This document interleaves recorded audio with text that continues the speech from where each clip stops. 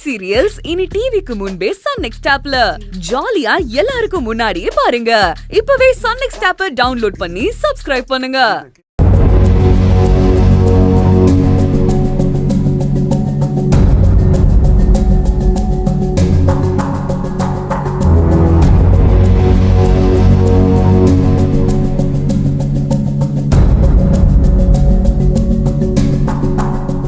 டேய் மச்சான், என்னடா என்ன இங்க வந்து தனியா உட்காந்துட்டு இருக்க? மச்சி, என்னடா முகமே சரியில்லை? என்ன நடந்த எல்லாத்தையும் நினைச்சு ஃபீல் பண்றியா? இல்லடா, இங்க ஏதோ ஒரு பெரிய கன்ஃபியூஷன் இருக்கிற மாதிரி தோணுது. இது எனக்கு மட்டும்தான் தோணுதா இல்ல உங்கள யாருக்காவது இப்படி ஃபீல் ஆகுதா? மச்சான், கன்ஃபியூஷன்லாம் இல்ல மச்சான், கலவரம். அங்க கலவரமே போயிட்டு இருக்கு. இத்தனை வருஷமா இல்லாம என்னடா திடீர்னு இந்த வருஷம் இப்படி ஆகுது? மனசுக்கு ரொம்ப கஷ்டமா இருக்குடா.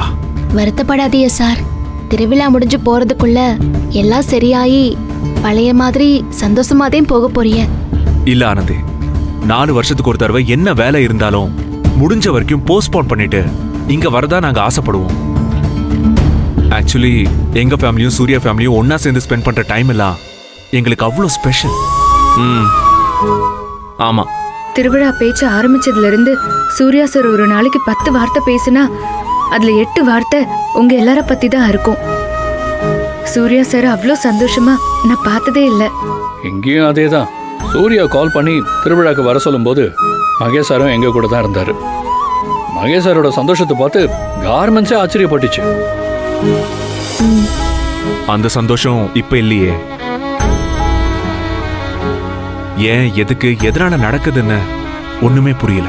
அதுலயும் ஏன் தாய்க்குலமும் பார்வதி ஆண்டியும் சண்டை போடுறாங்க பாரு, அதுதான் எல்லாருக்குமே பெரிய ஷாக்கு.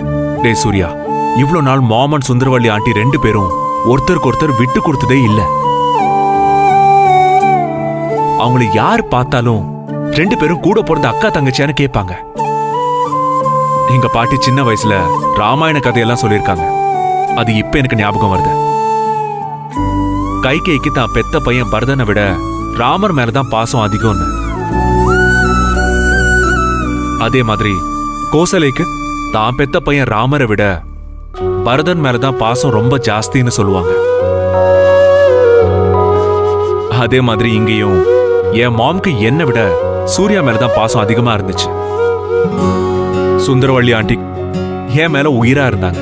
ஐயோ சார், அவங்க 2 பேரும் எப்படி பாசமா இருந்தாங்கன்னு கூட இருக்கும் போதும் சரி, அதுக்கப்புறமும் பார்த்தோமே. ஆனா திடீர்னு எல்லாம் மாறி போச்சே. எனக்கு என்னமோ இந்த ராமாயண கதையில வர்ற மாதிரியே நடுவுல யாரோ கூனி வேலை பாக்குறாங்களோன்னு தோணுது.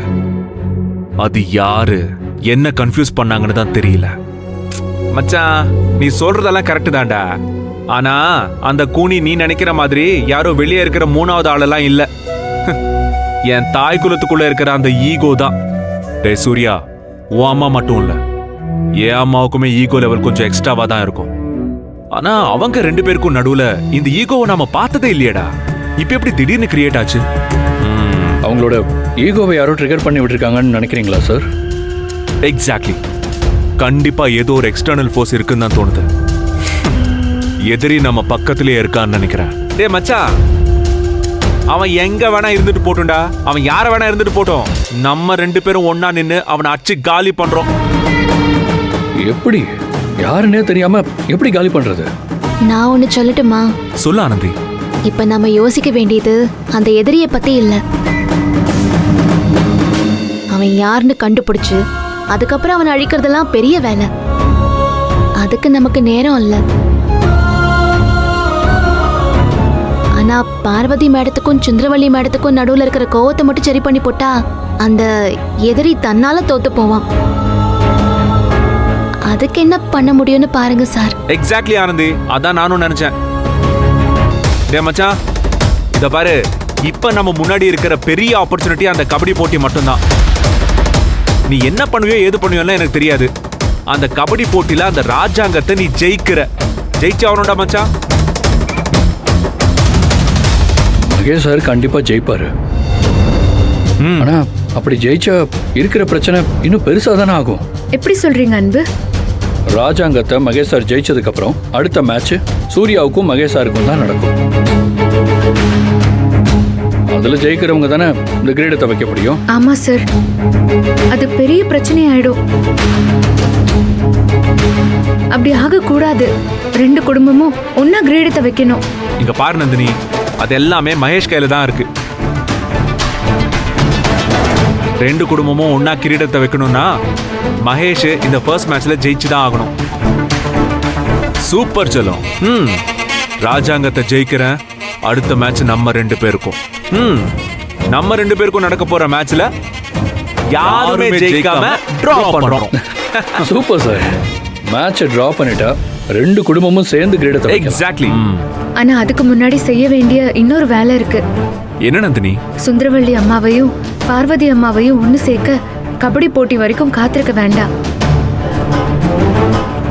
இப்பவே அந்த வேலையை ஆரம்பிக்கலாம்.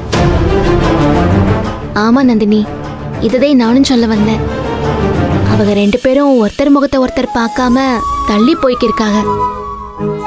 அவங்கள பக்கத்துல கொண்டு வந்துட்டா போதும். நேர்ல 2 பேரும் பார்த்து பேசிக்கிட்டாலே எல்லாமே சரியாயிடும். அதுக்கு முன்னால 2 பேரையும் ஒரு இடத்துக்கு ஒன்னா கொண்டு வரணுமே. இப்போ எல்லாரும் ஒன்னா சாப்பிட வருவாங்கல்ல, அந்த டைமை நம்ம பயன்படுத்திக்கலாம். அவங்க 2 பேருக்கும் நடுவுல இருக்கிறது கோவம் தான். பெரிய பகையெல்லாம் ஒண்ணும் இல்ல. கண்டிப்பா சரி பண்ணிடலாம். Super Nandini, good idea. உங்க சைடுல நீங்க ட்ரை பண்ணுங்க. நாங்களும் இந்த பக்கம் ஒரு ஐடியா பண்றோம். எல்லாரும் சேர்ந்து ஒத்துமையா இருந்து மாம் அண்ட் ஆண்டியா மறுபடியும் க்ளோஸ் ஃப்ரெண்ட்ஸா மாத்துறோம். கண்டிப்பா மாத்தலாம் மச்சான், மாத்துறோம். Okay yeah. வா. வாங்க.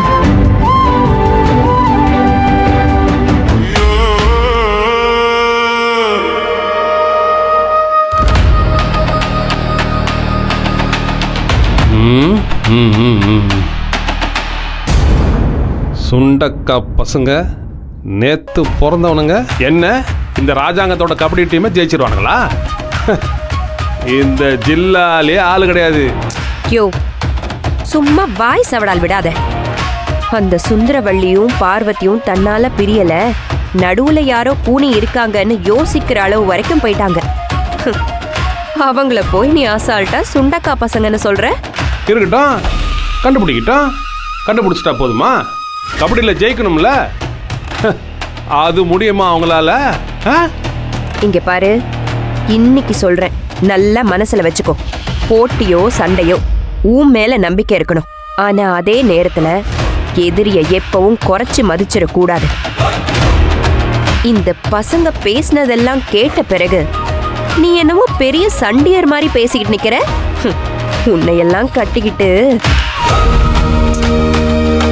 இங்க பாரியா, இப்ப நமக்கு வேலை இன்னும் ஜாஸ்தியா இருக்கு. சொல்ல போனா இவ்ளோ நாள் நம்ம பார்த்ததெல்லாம் வேலையே இல்லை. நாம இவ்ளோ நாளா தப்பான ரூட்ல தான் போயிருக்கோம். முதல்ல ரூட்டை மாத்துவோம். ரூட்டை மாத்தணும்னா எதுல சொல்ற? புரியலையே எனக்கு. அந்த அருணாச்சலம் தில்லைராஜனை பத்தி எல்லாம் நாம ஒன்னும் பெருசா கவலைப்பட வேண்டிய அவசியம் இல்லை. வீட்டு பொம்பளைங்க நடுவுல சின்ன கோட்டை போட்டுட்டா அந்த 2 குடும்பமும் பிரிஞ்சிரும்னு நினைச்சோம்ல, அதுதான் தப்பு.